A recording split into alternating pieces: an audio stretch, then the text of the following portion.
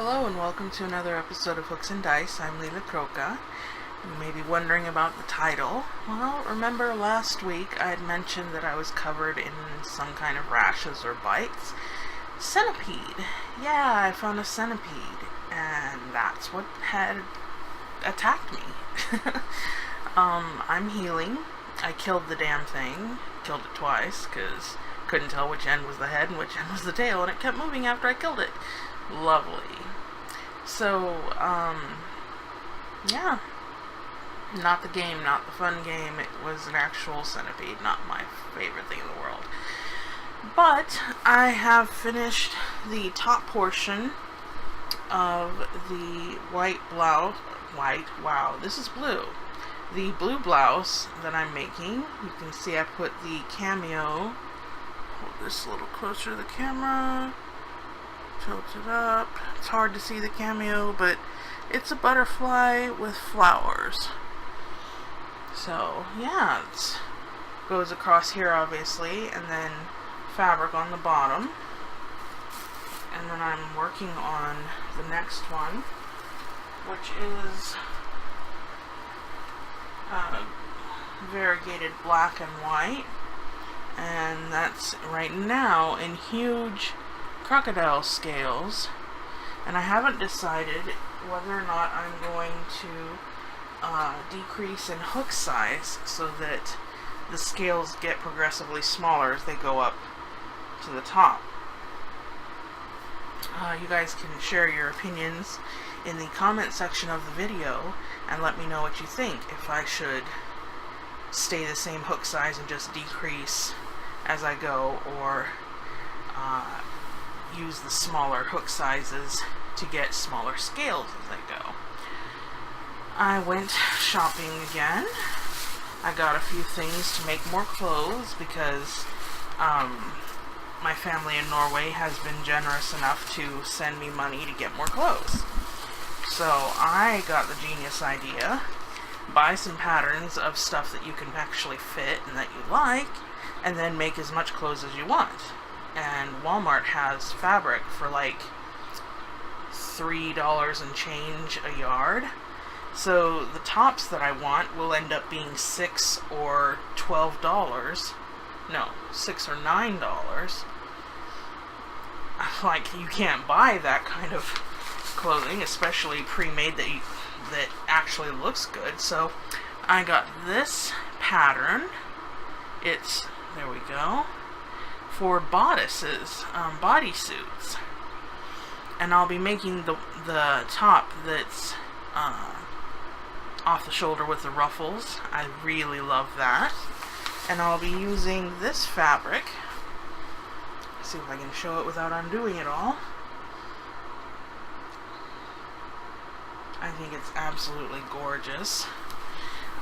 It's a stretch knit, so it's gonna fit like a dream, and it's gonna look beautiful. And then I bought this pattern for what the lady is wearing, the sleeveless tank look thing. But it turns out it also has a pattern for pants and shorts, and several styles of top. So I paid 40% off of $15.95. You guys can do the math, I don't math. For all those different patterns, and I can make endless amounts of shirts and pants and shorts. So, I'm going to snag up as much fabric as I can and just sew to my heart's delight. The first shirt that I'm making with that pattern is butterflies and roses. Yes, it's so pretty.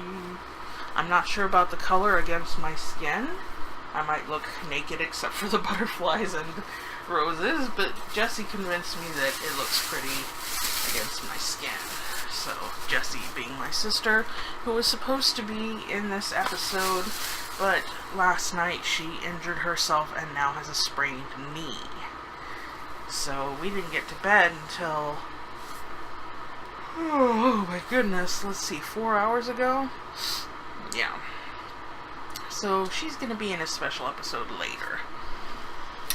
For Tommy's mom, this is kind of becoming the fabric show as well as the yarn show, but I picked up these fat quarters. So we have pink that Jessie picked out, red, orange, yellow,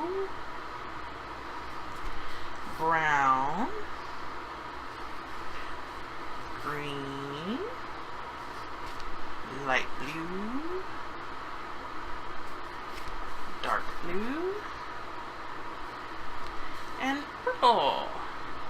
These were all $2.49 each, and then I got 60% off the total purchase of them. So yeah, I ended up getting some of these for free, which is quite the deal. I'm very happy with it. And I'm sure that Mom's going to love it, because we're going to make doll clothes with it for her dolls. She has some special dolls, and we are going to make doll clothes. I found this Zenbroidery. It says The Art of Freeform Stitching. And it is a gorgeous elephant. Let's see if I can show it. There we go. But all they give you is the fabric and a needle. You have to buy the thread separately. That is very stupid. Of course, it's smart for them because it means they make more money. But stupid of me not to realize, and I bought it without buying the thread. So I'm going to have to make a second trip, this time to Walmart, not to Joann's, and get some embroidery floss, and I'm going to color it with thread and all the techniques that I know, like the bullion stitch, the French knot, chain stitch, different things like that. So it'll be textured, not just colored, and I think it'll turn out really pretty. So Monday game, I was still feeling under the weather from the dang centipede bites, and so I didn't get to participate a whole lot. I will say that we were trying to get past I want to call it a land shark, because that's what it seemed to be. It dove through the earth, and its fin came up through the earth when it was surfacing. So to avoid it, we went to a tower that was crumbling, and everyone was landing or jumping, or I climbed a rope down onto the roof. And I have acrobatic slippers, and thank goodness I do, because I was the only party member who was not injured getting herself down to the main floor. Yeah, I did loan my slippers to one other player, which it should have occurred to me to loan them to everyone, but then how? You know, how's everyone going to get down and toss them back up? It would have just been... And plus, most people, when they landed, the roof collapsed, and then the next floor collapsed, and then the next floor collapsed. One poor guy had the misfortune of being under one of the floors, 2 of the floors, 3 of the floors, I think. I don't know how many floors he was under, but yeah, he was hurt. Everybody except for me got hurt. Yay, I'm so good. No, I'm kidding. Wednesday game, again, I wasn't feeling well, so I couldn't stay for the whole thing. But we started Brandon's campaign. It seems like fun so far.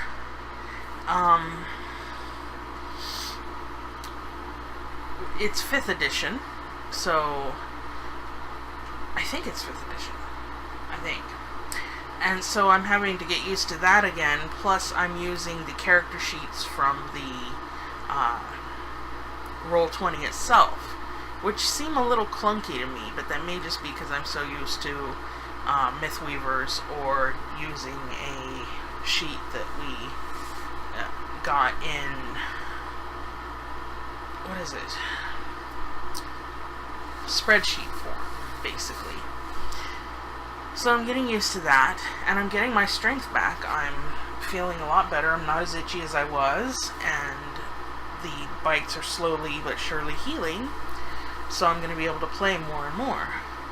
Tommy and I have been continuing to play with our magic decks. He built an all-vehicle deck from the Aether Revolt standard, and it's pretty cool. I had him on the ropes a couple of times, and through my own fault lost both times, I think. I was like this close to getting him, and then I made a fatal mistake that let him recover, and yeah, I'm still learning. But